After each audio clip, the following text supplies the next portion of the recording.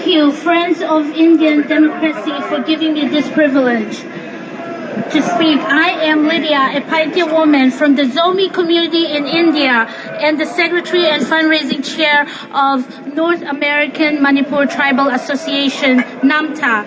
I'm standing here as the voice for the voiceless of the Zomi Kuki people in India, suffering the atrocities of the Meitei radical groups Arambai Tengol and Meitei Lipun. As Maiya Angelou said, I come as one, but stand as 50,000 displaced people. Over 100 people killed, tortured, raped, and immolated. 6,000 homes burned and looted. 300 churches and over 100 villages burned since May 3rd.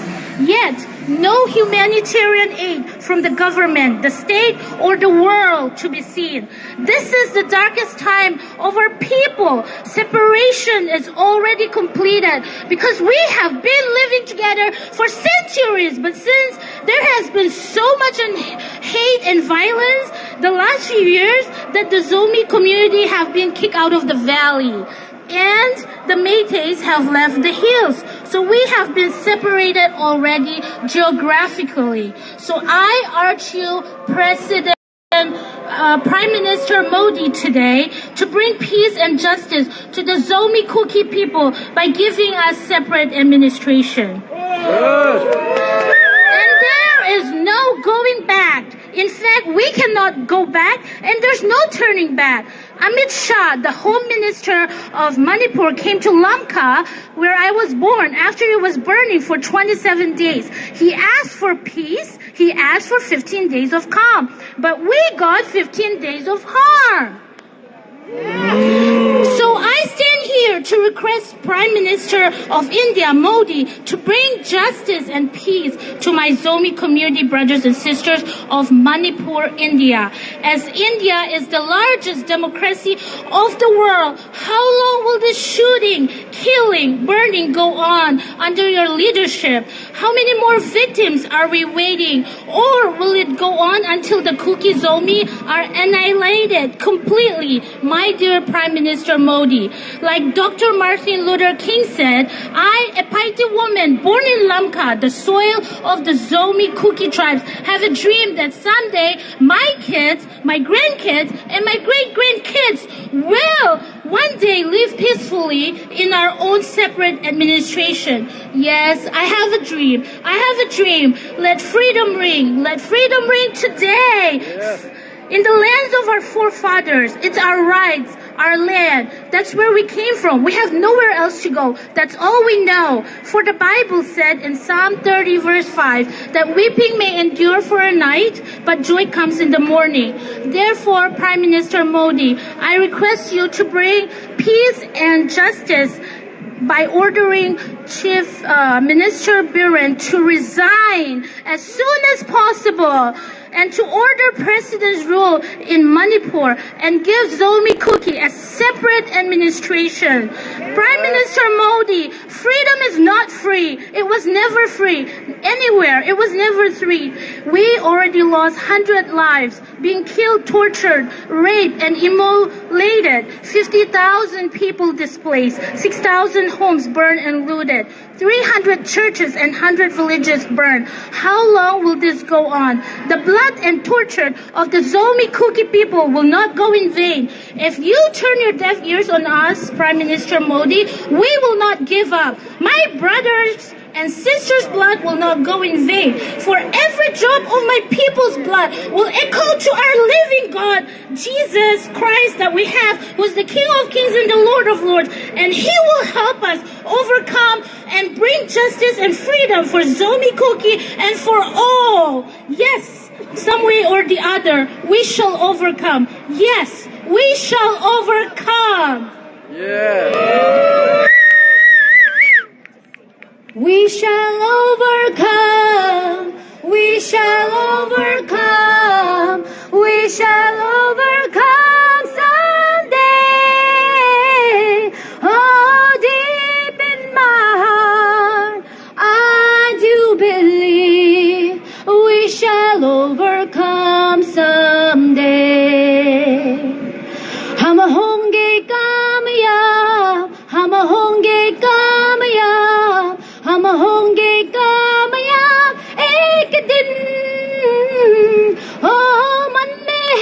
विश्वास, पूरा है विश्वास, हम होंगे कामयाब एक दिन।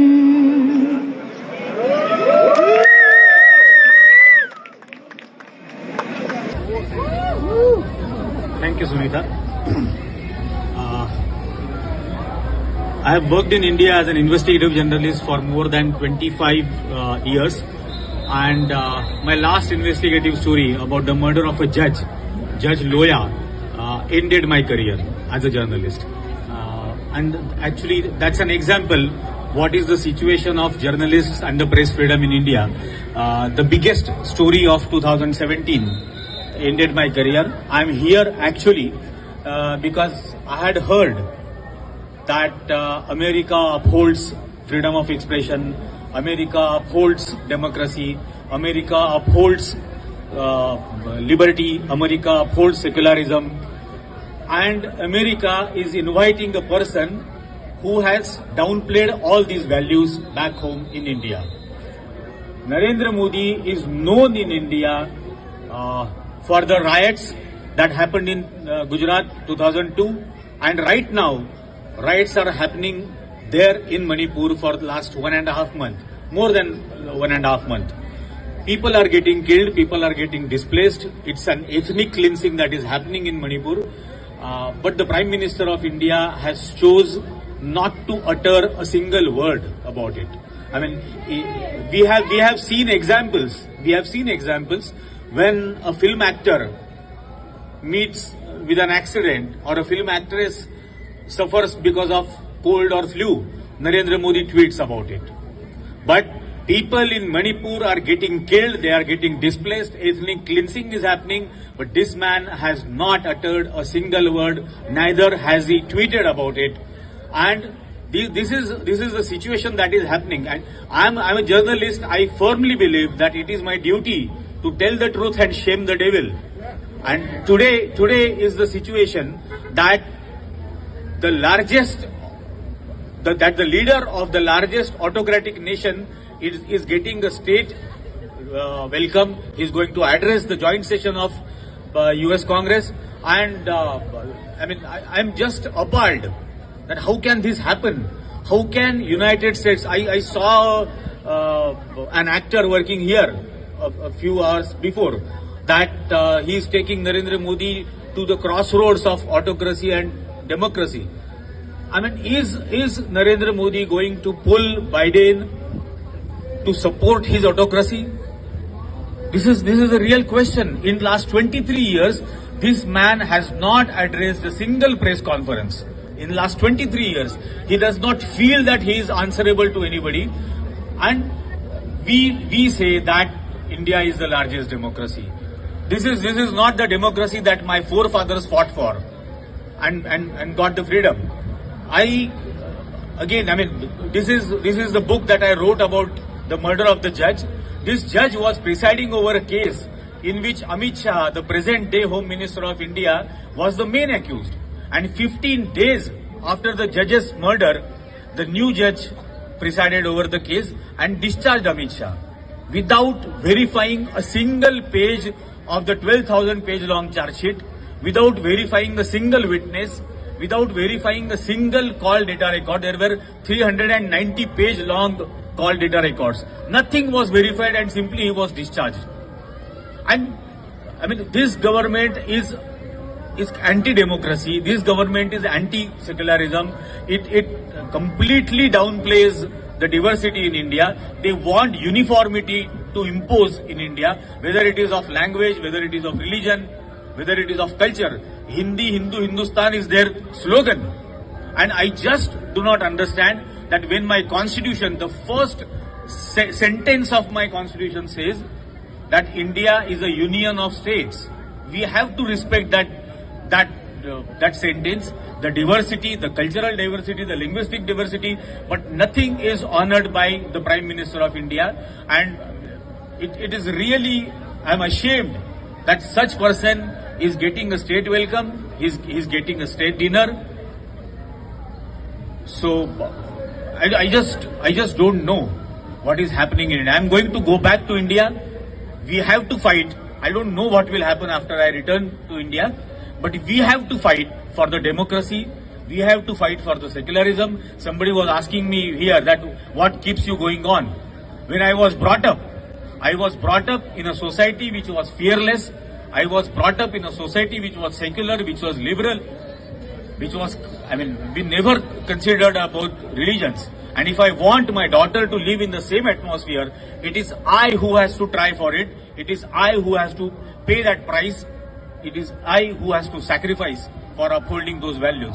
And I can only assure that I'll keep doing that. I'll keep fighting for democracy.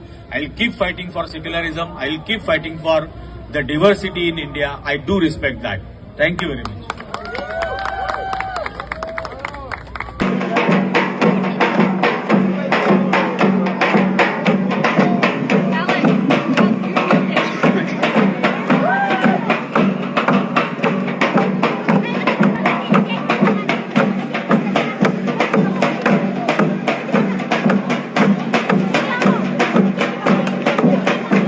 qua mà ông bày cho tôi lên cho cái kim mong ngay nè DC qua mà DC area rồi mình quan DC area ông chẳng mò lên cho cái nào này thùng lê lặng ya qua ya ô đi lim tọ mà ya ô đi lim ya cũng bel bel. Okay, everyone, thank you to those who joined. And we're going to hand it over back to Sunita. Thank you, Khadija. Thank you, Nessie, for revving us up. What's movement without music? May your drum beat inspire us to move and dance at pace towards inclusive democracy. I'm Sunita Vishwanath, Executive Director of Hindus for Human Rights, and I'm proud to be your co-MC along with my colleague Husna Bora of Indian American Muslim Council. Hindus for Human Rights is a progressive Hindu advocacy organization which stands against all forms of discrimination, including caste. We are Hindus who are opposed to Narendra Modi and his BJP government's Hindu nationalist ideology, which divides us along fault lines of hate and aspires to India being a Hindu supremacist state by working in close coalition and fierce solidarity with organizations like Indian American Muslim Council and so many other Muslim, Christian, Sikh, Dalit and secular organizations. We are the gorgeous resistance. Hindus for Human Rights was formed after Modi's second election in 2019. We were formed just in time to join the protest of Howdy Modi in Houston, Texas, where Modi and Trump hugged and endorsed each other. And sadly, 52,000 of my fellow Hindu Americans partook in the hate fest. My sign that's somewhere says real Hindus don't lynch. That sign was with me at the Howdy Modi protest, and it has protested with me every time since Modi has come to the US since 2019. As a progressive Hindu American who is committed to inclusive and secular democracy and human rights in both my countries, the US and India, it is my ethical, political, and religious duty, my dharma, to stand up against the age-old atrocity of caste and the hatred and violence of Hindutva or Hindu nationalism, the evil twin ideologies that fuel Modi and the BJP as they steer India on a very dark path towards becoming a Hindu supremacist theocracy. Shame on our government here, the Biden administration, for claiming to care about democracy and human rights, but shamelessly rolling out the red carpet for the Hindu supremacist leader who is dividing India. While my Hinduism is radically inclusive and in fact teaches that the divine is in us, all of us, no matter our race, religion, caste, this aberration of Hinduism teaches just the opposite. While my Hindu deities are loving and compassionate, and teach me how to live by showing me their flaws. The deities of this masculine and warring Hindu nationalism are angry, and their gods don't even have goddesses by their side. This Hindutva ideology is not something wreaking havoc in a country far, far away. It has taken root here in our country. And in fact, here in our cities, there isn't a Hindu community space which isn't in the chokehold of Hindutva. And right now, Hindutva is in our White House. Yesterday, my sign and I protested in my city of New York as Modi celebrated yoga at the UN. The true meaning of yoga is oneness, union of all aspects of the universe, and the humility of the self before that oneness of all. Everything that Modi stands for flies in the face of the true meaning of yoga. I'm guided by my own humanity and the best teachings of my faith to stand here today and refuse to hate. So long as we continue to band together against every injustice, including caste, racism, Islamophobia, anti-Semitism, sexism, and homophobia, and every form of hate, in America, in India, and beyond, Modi will lose. All of us gathered today here are the reason that Modi and his hateful ideology will ultimately lose. We are the gorgeous resistance. Yes.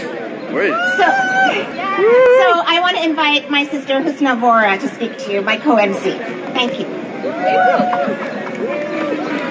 Everyone give Sunita another round of applause.